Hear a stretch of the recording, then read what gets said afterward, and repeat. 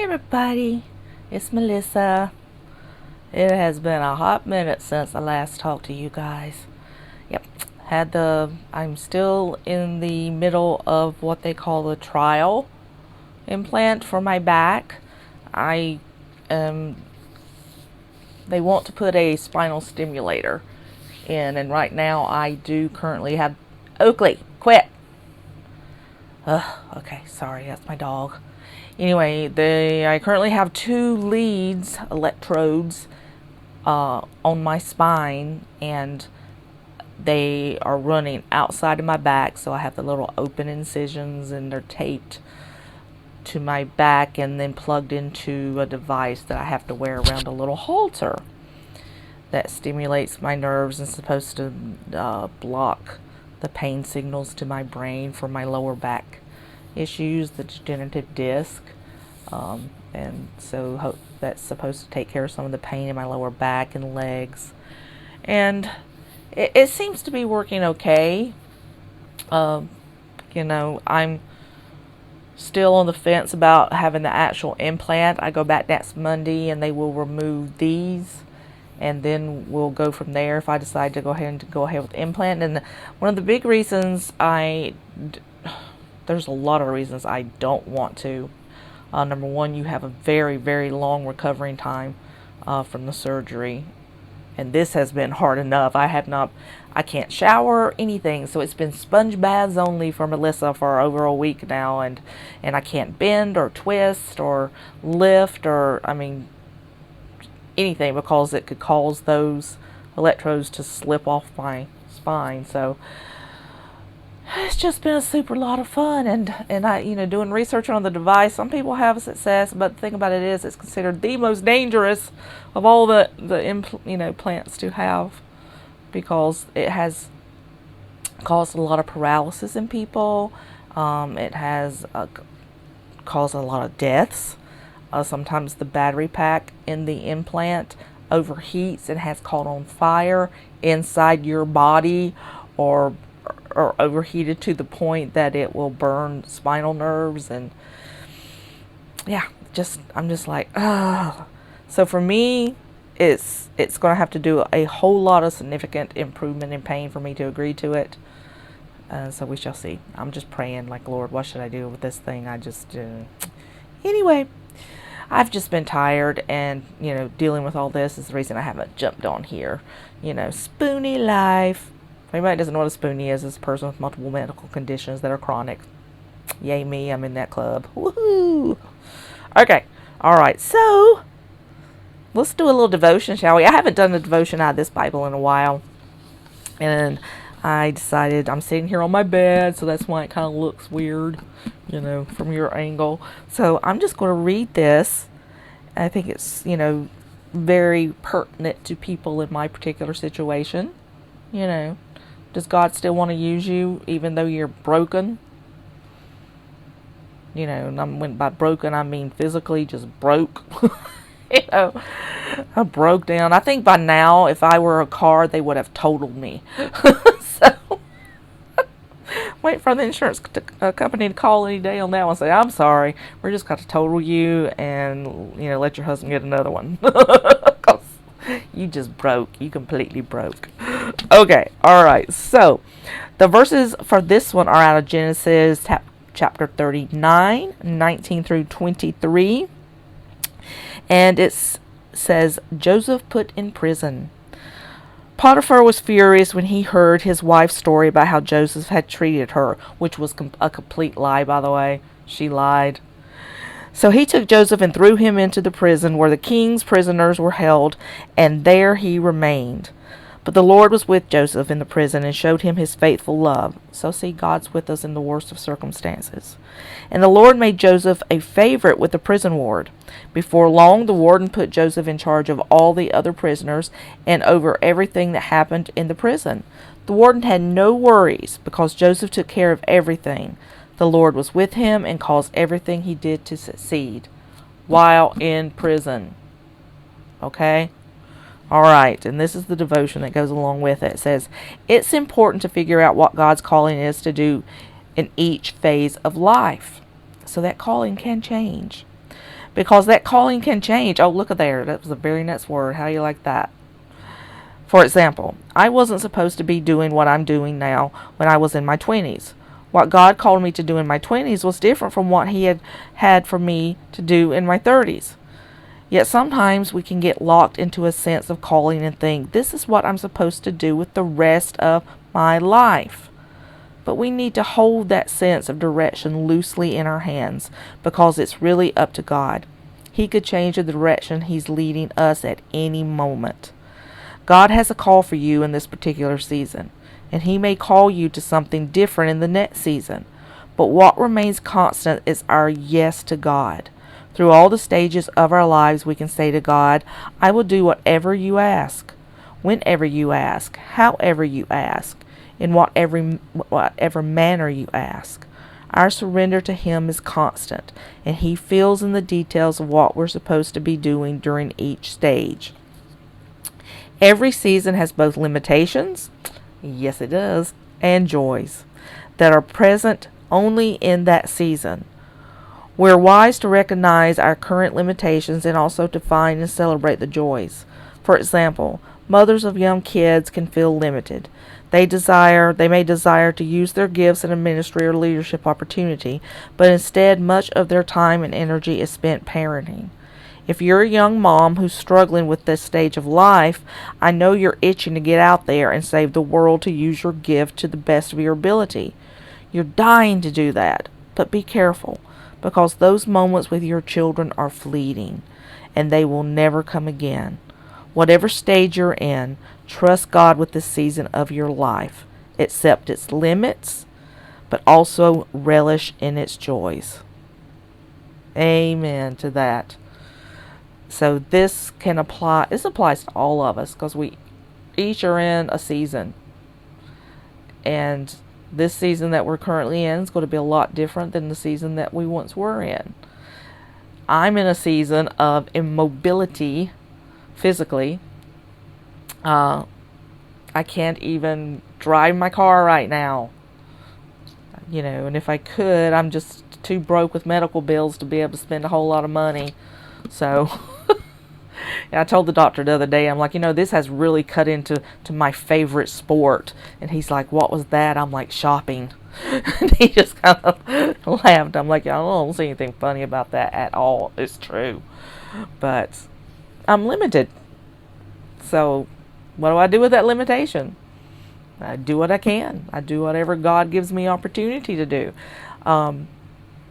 They brought my little baby, grandbaby, my little new one, over to see me Sunday, and even though I can't get up and lift her and everything, they just sat her in my lap, and I sat there and I just loved on her, and she gave me slobbery kisses, and then I gave her a bottle and she fell asleep, and that brought me the greatest joy I've had, since all this began, just holding that little bundle of love, close to me. That's my heart. Being able to do this, get on here on YouTube, get on the YouTube and share God's goodness and God's love with other people. There's no greater blessing than that. So, you don't have to be standing in front of a pulpit or speaking at a women's ministry or anything else to tell people about God's love and His goodness in your life. And yes, I'm in a whole lot of pain right now. I'm in a whole lot of pain. But God's still good.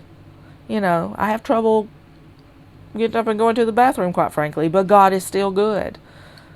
This is just a process of life, for illnesses come and they go, sometimes they stay. It's just life. Our bodies are going to do that. They're going to grow older. They're going to, as when you're young, you grow stronger, but when you're older, you grow weaker physically, and that's just part of life. So that doesn't mean God's done using us. It doesn't mean God has no usefulness. It just means God's, purpose for us has changed. That's all it means. So we just have to look for God in every moment. Be ready to, receive His blessings and share His blessings. That's a huge thing. I have just sat here and basically in my bed. I go sit in the living room sometimes, but it's just a little bit less comfortable. and it's just because of the wounds in the back. You've got open incisions, and they're just sore and tender, and I think probably leave you tired more so than normal. But thankfully during all this I haven't had much of any fibro flaring, and that's good, because that could be really, really bad. Honestly, the first day right after the surgery, I was like, I'm dying. Somebody just, because it hurt so bad. And they say the surgery for the actual implant, because it's even more invasive, hurts a whole lot worse. So I'm just like, yeah, not sure. But in it all, I'm still doing things, still loving on people when I can. I'm still, it's just another thing. That's all it is. It's just a thing. And I just, like all of us should, keep eternity in focus, because the day that we get to go home and be with Jesus is the day that all these illnesses are healed, all of the heartaches are healed, everything. And I cannot wait for that new body God's going to give me. Hopefully it looks a whole lot more like the 21 version of me than the current version. I tell you one thing, surgeries and stuff like this, they really take away your vanity. Yeah, I mean, you just have to throw vanity out the door. I would spend 2 hours getting ready before I'd walk out the door to go to the mailbox. Vanity. When I went in for the surgery, I had on my sweatpants that were a couple of sizes too big, because I knew it was going to hurt. So, that sweatpants, bedroom shoes, walking cane, hobbling all over the place. Yeah, vanities of vanities, right? So, but I'm just, what? I just decided to enjoy not having to do anything for the next, week or so. I can't bend over to do laundry, dishes, nothing. Not that any of that stuff was easy for me before, because it certainly wasn't, but now it's out of the question, because I have been told by the doctors no. So there we go. Of course, my little doggies are like, why aren't you picking us up? What's up with that? Well, I hope you ladies can find blessing in whatever season you're in. Understand that no matter what is going on, no matter what is happening in your life, in your personal life, with your family, whatever, God has you in a season that He still wants to use you. So look to Him. Trust Him. Trust Him. That's the big thing. Trust Him. Trust God. Alright? Because He's the only real strength we have. A lot of us look to our husbands, our spouses, our family, friends, whatever, when we've got an upcoming election, and a lot of people think the whole world hinges on the outcome. But it doesn't. No matter what the outcome, God is still in control. I definitely believe that Christians need to be diligent to vote and be educated about which candidates most represent God's values. There's no perfect choice. There's no perfect candidate, because they're all human. Therefore, perfection goes right out the door. But just educate yourself on who is the most biblical one, as far as what policies do they represent that most represents God's Word. And then trust Him with the outcome of that too, because we don't trust in, Bible tells us over and over again, we're not to trust in men, we're not to trust in armies or horses or princes or kings, we're to trust in Him. So no matter what the outcome, we're still to trust God, because He's still in control. It's that simple. That simple. So I'm doing all right. Within another week or so, get this stuff out, and I think if I do choose to go ahead with the surgery, of course I want to get it done before the first of the year, because I want that deductible met for the insurance. But I will see if they can schedule it for like December the 26th, right after Christmas, so I can get all the holiday stuff and enjoy it, enjoy the grandbabies. And then again, it's like I said, I'm not convinced that I'm still going to do it, because I don't like the risk. I don't like the possible, side effects of it all. And plus, you'll be out of commission, I think, for anywhere from 3 to 6 months. And I got a baby. I got a grandbaby, okay? I do not want to miss that baby. She'll be in college by that time, as fast as she's growing. You guys know what I'm talking about. All right. I just want to show you one other little thing. I'm still waiting on my little Erin Condren goodies to get here. But I will show you what I've done with my On The Go folio so far. This, of course, is the little one of the Erin Condren things you put the pen on. I ordered one of the little clip ones that I can clip onto it right here for a pen thingy. And I've ordered a couple of new inserts to go with it, and also ordered some pockets to go inside of it. You guys know, if you watch my channel, you know I love these. This is my 5th one because they just keep getting prettier and prettier all the time. The only thing I would change about this one is I would love, instead, because teal's not my favorite color. I'm not a huge teal fan. I would love for her to have used like that lavender right there. Look at that, how pretty that is. Or even a darker purple, or even this color blue. I love all these colors except that. So I'm not on the design team, so I don't get to decide that stuff. But she's making more and more designs every year, so since these are not terribly expensive, they're only like $20, and then sometimes you catch them on sale and on clearance, all that kind of stuff. I paid $15 for mine because I had a $5 credit, so woot woot. And if you will go to Erin Condren and signed up for like the insider thing, you get discounts there. I have a link that when I post, it's my affiliate link. You get, I think, $10 off. You get something, a percentage off. So like I said, they're not that expensive to do. The books, the inserts, now that's where you can get spendy, because they're normally about $15 each. And I love them because I love the paper in them. This is my next month spread. Isn't that pretty for November? Even though I used not all fall stuff. I just kind of,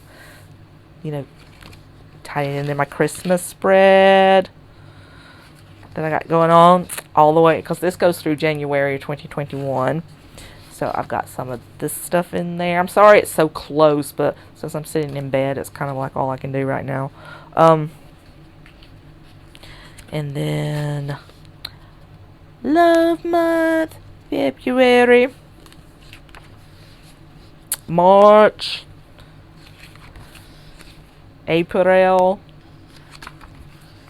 I love this one. As much as I love lavender, I do, my purples and my lavenders, but I love this layout. It's mostly blush tones, and I was like, oh, that's pretty.